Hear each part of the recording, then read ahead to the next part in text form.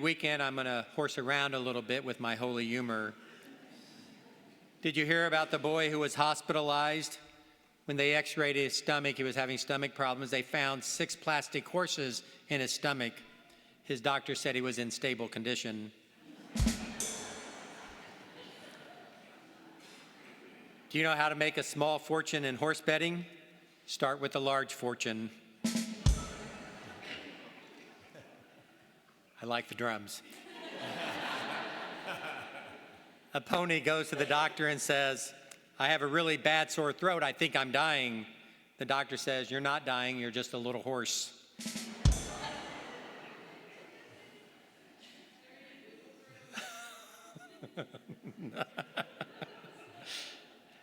In the conclave that elected him as Pope, Cardinal Jorge Bergoglio made a short speech.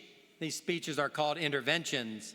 And he referenced a passage out of Revelation 3:20 that says, behold, I stand knocking at the door. Jorge Bergoglio said that it was his belief that Jesus was not knocking to be let into the church, he was knocking to get out of the church. In his intervention, Cardinal Bergoglio went on to state one of the central themes of his pontificate. If the church is to fulfill her mission, she must be a church that goes out among the people, especially those on the margins of society. And that turned out to be one of the hallmarks of his papacy. His first trip outside of Rome as Pope was to the Italian island of Lampedusa. He chose to visit Lampedusa because that's where migrants came fleeing from Africa to Italy. He wanted to address the plight of the migrants, and he highlighted what he called a globalization of indifference toward refugees and immigrants.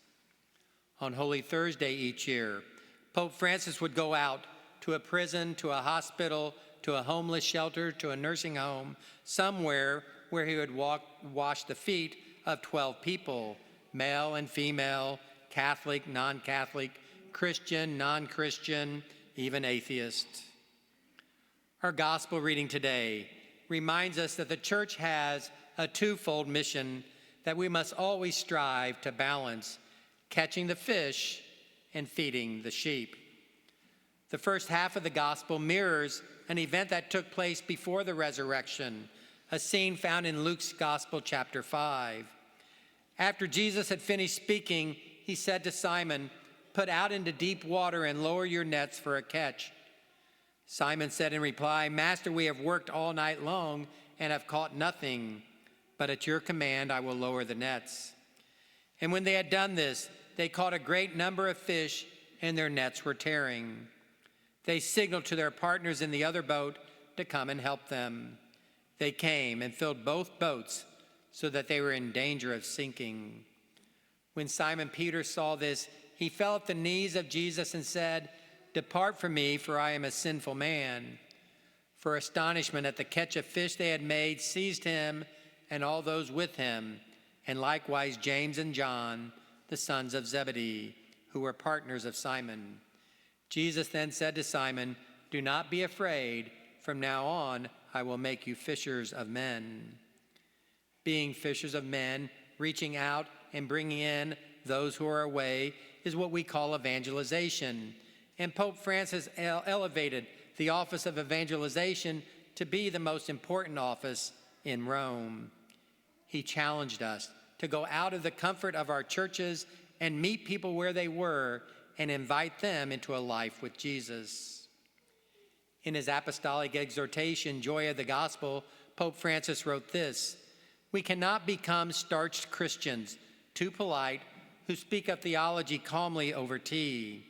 We have to become courageous Christians and seek out those who need help most. It is precisely because of this that our parish emphasizes so much our Alpha program, because it's our primary tool of evangelization to bring people into our parish. But the second part of the gospel today reminds us that we're not to be only about catching fish, we also have to be about feeding the sheep. 3 times Jesus asked Simon Peter, Do you love me? 3 times Peter answers, Yes, Lord, you know that I love you. And 3 times Jesus says to him, Feed my sheep. Pope Francis did that as well. He did it by word and by example. He told us continually to meet people, all people, where they were, gay and straight, young and old, rich and poor, divorced and remarried, transgendered, homeless, migrants, refugees, immigrants. He invited us. He changed nothing in church law. He didn't change anything in church law, but he invited us to see them first and foremost as people who struggle like we do to live out the gospel of Jesus Christ. He told us to go out, meet them, listen to them, accompany them on their journey. That's what it means to feed the sheep. Francis challenged us to be a church that listens to one another. In the Synod on Synodality, Pope Francis did not rule over the Synod, but he sat at table like everyone else, listening to cardinals and bishops and priests, listening also to lay people, men and women religious, who were part of a synod for the very first time in our church. Father Dick Lawler was a priest of the Archdiocese of Indianapolis, and he went home to the Lord while I was still stationed up in Indy.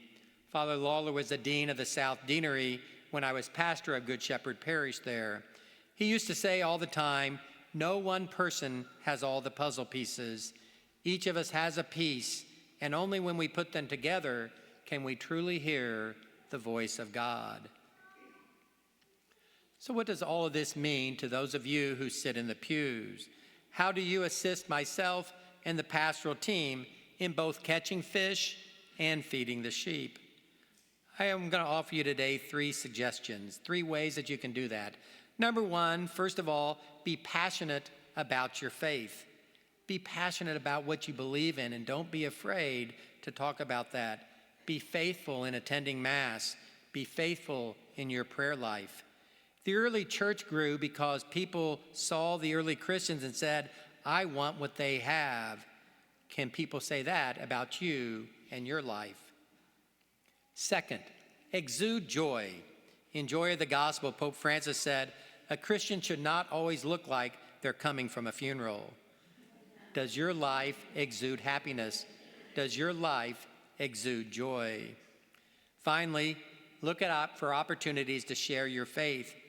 When your kids, some of whom don't attend Mass, ask you what you did this weekend, tell them all about the Derby festivities that you did and everything. But also you can say this, I went to Mass and Father Tom spoke about Pope Francis. What do you think about him?